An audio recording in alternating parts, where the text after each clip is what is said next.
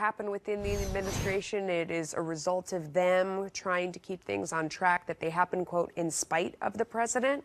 You know, we have gone from stories that have anonymous sources in it to entire articles that are written by anonymous authors. It's so far afield from what journalism should be in terms of people stating on the record the facts that lead to their conclusions. Even for an editorial page, this is pretty outrageous. Right, and when you take an opinion, you're supposed to own that opinion. I mean, when you go out there, so that people can judge who you are putting that forward and what your agenda might be. If you don't know who it is, you don't know what their agenda might be. The Evening Edit starts right now. Well, we're staying on that breaking news, that rare move by the New York Times to publish an anonymous op-ed by a, quote, senior official inside the White House in D.C., saying there is a quiet resistance within the administration of people choosing to put country first, and that the cabinet early on has discussed invoking the 25th Amendment to remove the president. We've got immediate reaction from Kayleigh McEnany of the RNC coming up. And we are awaiting the president to come out during a meeting with sheriffs. He may comment on this anonymous op-ed. And big tech taken to the woodshed on Capitol Hill. Senators threatening the government will take action to regulate social media like Facebook, Twitter, and Google. The Justice Department now looking into claims of conservative censorship on social media. We're on that story. Another day of chaos, more protests during day 2 of Kavanaugh's hearing. We've got the highlights. We are monitoring the ongoing hearing. Plus, a Fox Business exclusive tonight. Uber's CEO here to talk to Susan Li.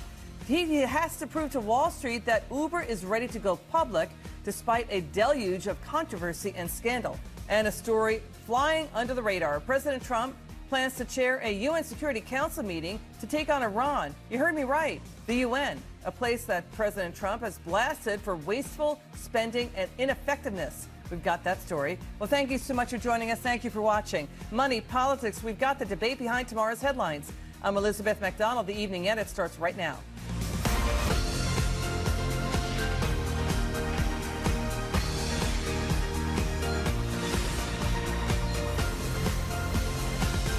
First, your money. The Dow closing slightly higher, ending the day at 25,974. The Nasdaq and the S&P falling. Netflix led a steep tech sell-off. More on your money in just a second. But first, so that New York Times anonymous op-ed, it appears to be written by a male senior official. That's according to the Times Twitter account. With me now live from the White House is Blake Berman with the latest. Blake. Hi there, Liz. Don't know exactly who this person is. The New York Times op-ed page in which this article is published identifies this person as a senior administration official. The title here is, quote, I am part of the resistance inside the Trump administration. When you boil down this op-ed, this person says that that themselves, along with others, are working inside the Trump administration to essentially keep it on track as they see it. This is what this senior administration official writes anonymously in this op-ed at one point, quote, speaking of the president, the dilemma which he does not fully grasp is that many of the senior officials in his own administration are working diligently from within to frustrate parts of his agenda and his worst inclinations. This anonymous senior administration official also goes on to write in that op-ed the following, quote, given the instability many witnessed, there were early whispers within the cabinet of invoking the 25th Amendment, which would start a complex process for removing the president. But no one wanted to precipitate a constitutional crisis, so we will do what we can to steer the administration in the right direction until, one way or another, it is over. We need to point out, Liz, that this person is identified as a senior administration official. So we don't know if that person works within this very White House or if they are an official within the Trump administration somewhere here in Washington, D.C. The president is here about to speak inside the White House right now. Liz, let's listen in.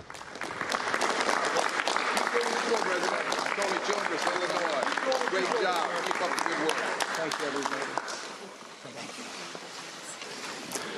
Mr. President, we remember when you first were giving your acceptance speech of the nomination of the GOP convention, you said at that time that 1 year from now, when I take over the White House, I am going to reestablish the rule of law in this country. And you've done that, Mr. President. We thank you for that. Thank you. Very, very much. Thank you. You know, Behind me, Mr. President, are 44 sheriffs who were representing 35 states that came here to Washington for two reasons. The first is to go to Congress, up to the Capitol today, hold a press conference and let Congress know enough's enough. We've been for 20 years asking Congress to move on the security aspects of immigration reform, and nothing has happened for 20 years. But what's really amazing, Mr. President, with your strength of purpose, the commitment to your convictions, you've done more in less than 2 years in supporting law enforcement and dealing with this illegal immigration problem that we've been asking for solutions on in less than 2 years. And again, all these sheriffs and the sheriffs across this nation are so grateful to you for that, Mr. President. And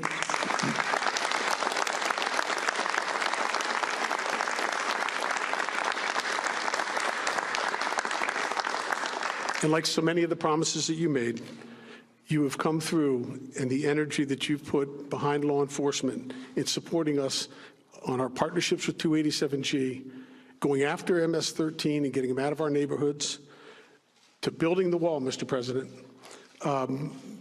you've really been amazing. And so before I present this plaque, I just want to add one thing that maybe you heard about, maybe you didn't.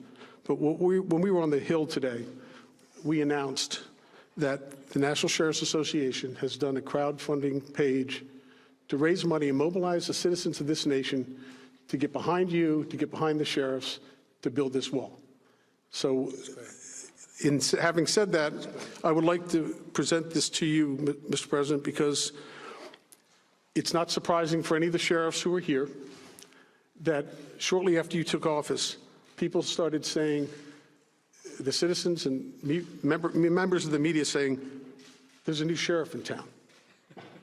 And that's an endearing statement, and all these sheriffs know it. Because what it denotes is that there are problems, and somebody is coming in that's going to be able to fix those problems. You've done that, Mr. President. We can't thank you enough for your support. You said you have our back, and the sheriffs across this nation have yours. And God bless you, and thank you, Mr. President.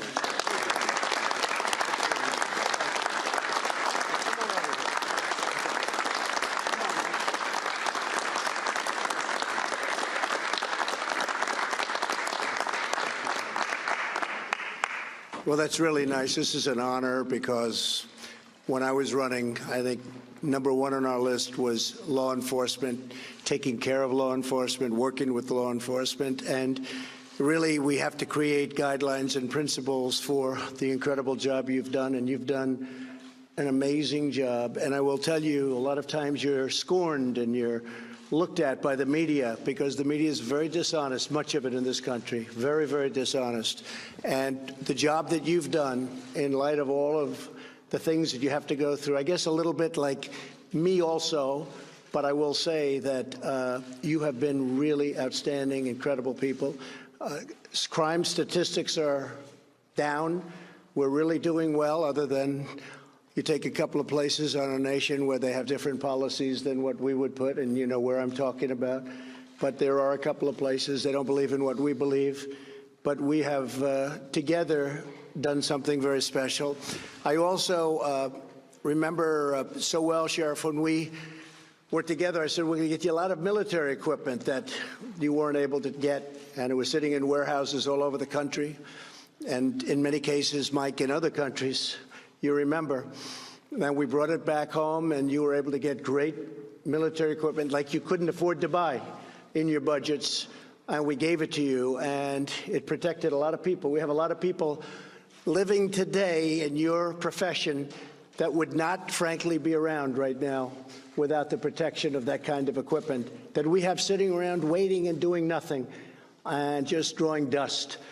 So the fact that you gave me this award is something very meaningful. I will put that in a place of great honor in the Oval Office, but I really appreciate it. Thank you very much. It's a great honor. Thank you.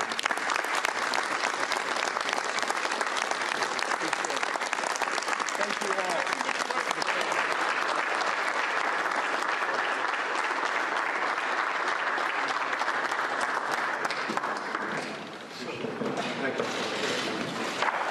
Thank you. Thank you. Keep up the good work.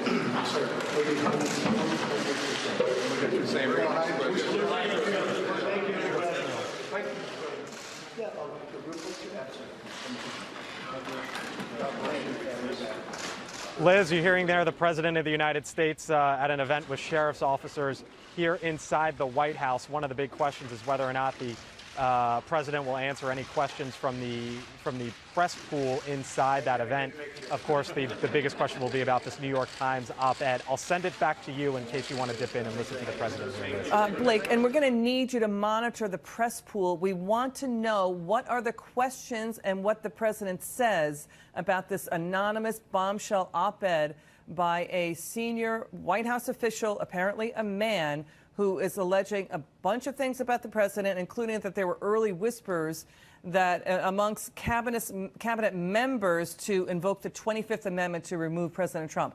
Thank you, Blake. You're going to stay on that story for us throughout the hour. Let's bring in Fox News senior judicial analyst Judge Anna Napolitano. You read the op-ed. What's your reaction? Well, there obviously are substantial forces very close to the president that candidly do not believe he's fit for office. This is calling it a bombshell, which is the phrase that you used, is actually being charitable. I mean, this is devastating to the president. The president should have around him people who believe in him and trust in him. This is obviously somebody who he thinks believes in him and trusts him, who has revealed a consensus amongst those around him that question his fitness for office, and has also revealed that there were serious discussions about the 25th Amendment.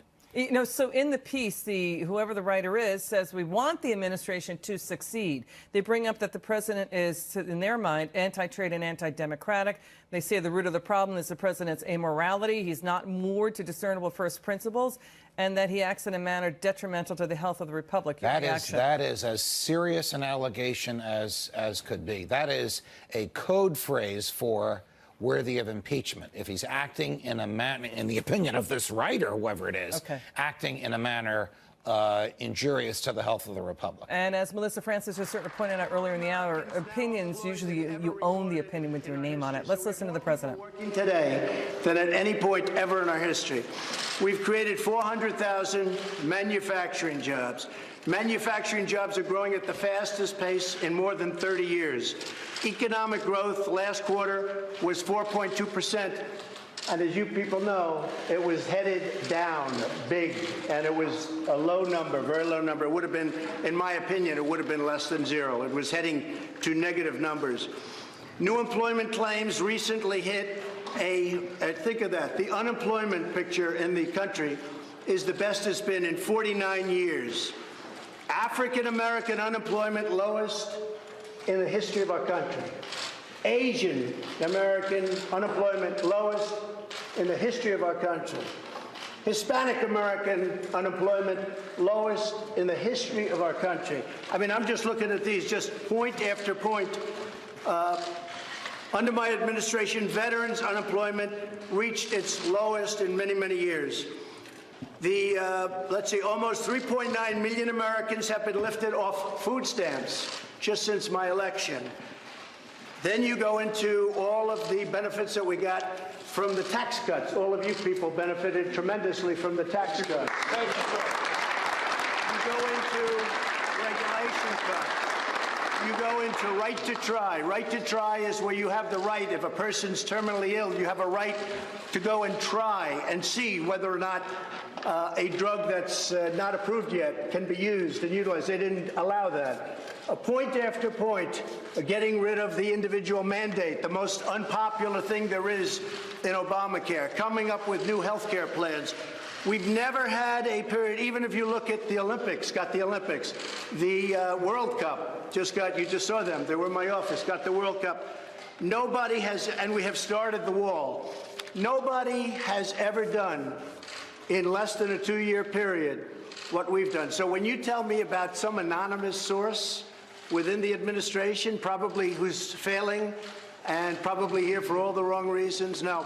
And the New York Times is failing. If I weren't here, I believe the New York Times probably wouldn't even exist. And someday,